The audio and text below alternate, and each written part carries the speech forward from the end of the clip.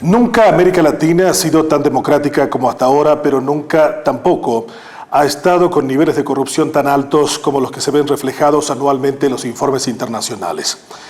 La pregunta que nos debemos hacer profundamente es si el sistema democrático no ha colocado más que sobre la superficie una serie de elementos que hacen parte de la vida social y que convivían directamente con las características habituales de relacionamiento personal e institucional antes de que el sistema democrático se afincara entre nosotros. Y la respuesta quizás ante una circunstancia de este tipo es que verdaderamente la democracia no solamente nos ha traído sobre la superficie los casos de corrupción más llamativos y lacerantes, sino que también nos permite buscar soluciones más profundas, sostenibles y prolongables en el tiempo. La democracia es un sistema político de oportunidades donde cada ciudadano debe entender que tiene la posibilidad de modificar aquello que lo afecta tan profundamente como indudablemente es la corrupción.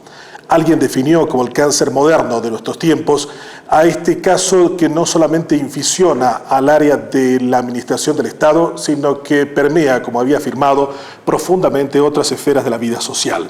A tal punto que hoy no se habla ya de una corrupción del Estado, sino un estado de corrupción de la sociedad en general.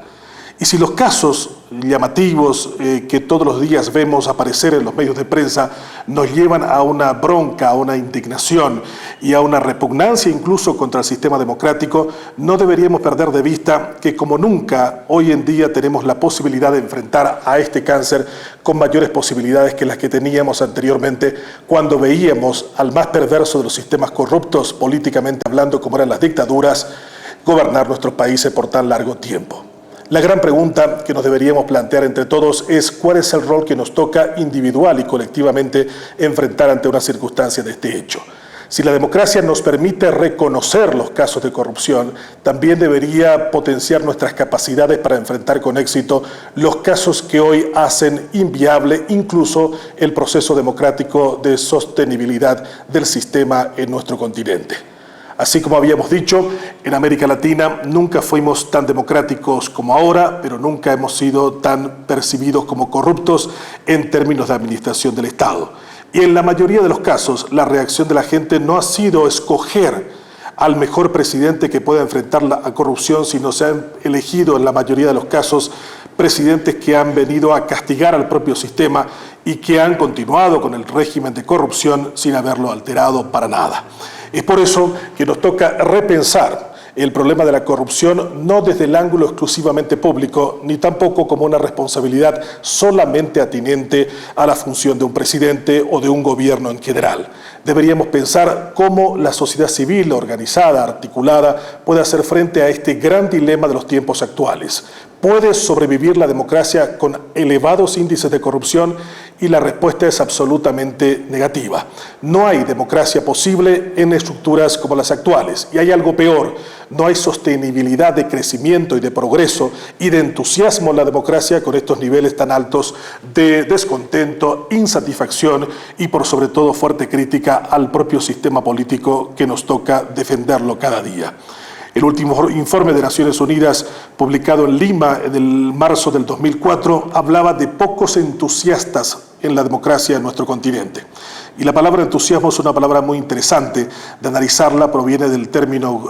latino que dice infeus, tener a Dios adentro. El entusiasta es aquel que cree profundamente en algo que realmente puede hacer posible cambiar no solo su entorno, sino la sociedad en general. Nos hace falta recuperar el entusiasmo democrático. Y no lo vamos a hacer mientras tengamos unos índices de corrupción que nos golpean tan flagrantemente y mientras el sentimiento de disconformidad hacia el sistema nos lleve a elegir a peores gobernantes simplemente para castigar el sistema democrático que no ha sido capaz de reformarse, de curarse y por sobre todo de plantear propuestas que vuelvan de nuevo entusiastas a los demócratas para construir este sistema político que hoy nos rige.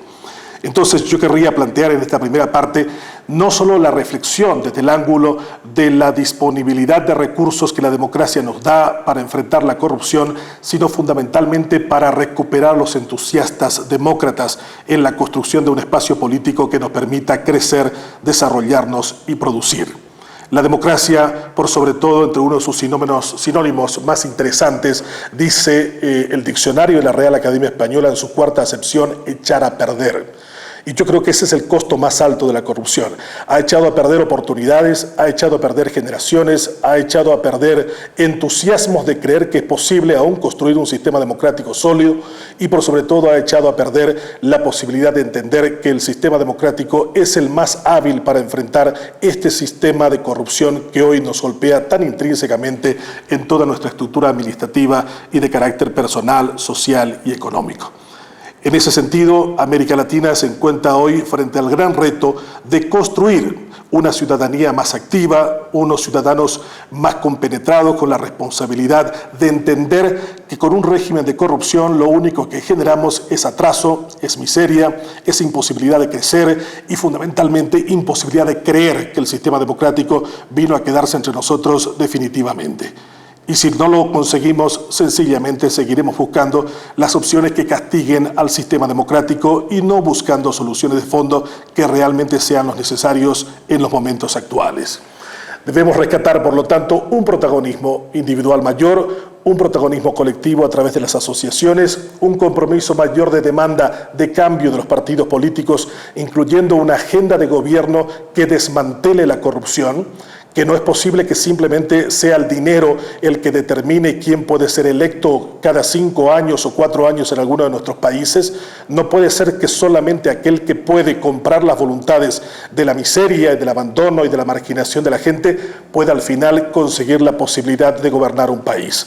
Alguien dijo que los medios son los que determinan los fines. Al contrario de lo que pensaba Maquiavelo. Por lo tanto, los medios que utilizamos para alcanzar al poder o los medios que toleramos para que muchos alcancen al poder serán las maneras o los fines que esos gobiernos, una vez instalados, realicen desde su función de gobierno. Debemos no solamente entender de que hay una labor ética de recuperación de la ciudadanía. Tal vez podríamos hablar también de la necesidad de reformular internamente nuestro sistema de transparencia, hacer que nuestra vida cotidiana sea un rasgo de transparencia mucho mayor y que nos permita, por sobre todo a través de ese acto cotidiano y particular que realizamos, entender que la transparencia no solamente genera desarrollo, prosperidad y confianza, sino que por sobre todo construye un sistema de voluntades que permite hacer crecer el sistema democrático entre nuestros países de manera mucho más sólida. Alguien escribió alguna vez que uno de los recursos más importantes que hacen crecer a los pueblos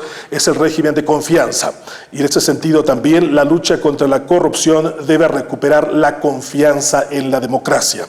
Si habíamos hablado que la democracia genera incertidumbre por sus propias características, si la democracia significa demanda de participación, si la democracia significa compromiso, también la democracia significa el retorno a la confianza hacia las instituciones. Hoy la gran crisis de nuestras estructuras políticas es la ausencia de un régimen de confianza hacia las instituciones y creemos que son solamente las personas elegidas mesiánica o circunstancialmente las que van a cambiar el orden de las cosas, cuando en realidad este es un proceso que solamente va a permitir permear y conquistar la mente de la gente cuando ella esté convencida de que la corrupción es un daño tan profundo que nos hiere, que nos amarga, que nos retrasa y que rompe el vínculo de confianza a nivel particular y a nivel institucional. Debemos repensar nuestra democracia a partir de estos conceptos y entender de que la corrupción no solo es un cáncer, sino por sobre todo es la imposibilidad de creer en nuestra propia capacidad